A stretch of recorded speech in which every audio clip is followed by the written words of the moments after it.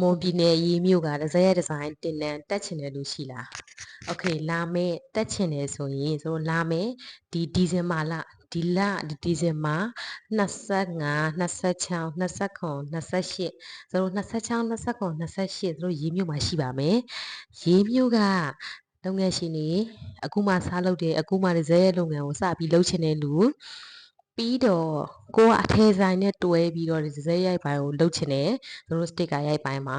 DDF sublimation PUV9 sticker ဒီ3မျိုးအကြောင်းကိုတို့တင်ပေးသွားမယ်ဒီဇိုင်းရဲ့ဒီဇိုင်းတင်တယ်ပြီးတော့ဒီဇိုင်းမှာဖုန်းနဲ့ဒီဇိုင်းဆွဲတာ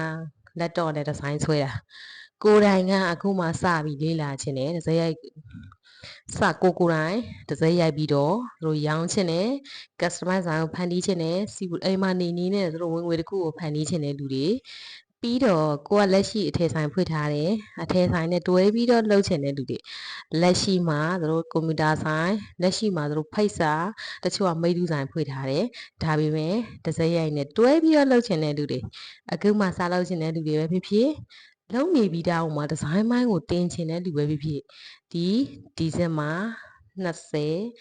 26 29 28တင်နန်းရှိပါမယ်တင်ချင်တဲ့လူတွေလာတင်လို့ရပါတယ်ဒါရေးမြို့ကိုလာဖို့ရှိပါတယ်မွန်ပြည်နယ်ရေးမြို့မှာဒါနဲ့စုံချင်တယ်တင်ချင်တယ်ဆွေးနွေးချင်တယ်လုပ်ငန်းတစ်ခုကိုလုပ်ချင်တဲ့လူတွေအတွက်တို့သတင်းကောင်းလေးပါလိုက်ပါတယ်တင်တဲ့အမှဆိုရင်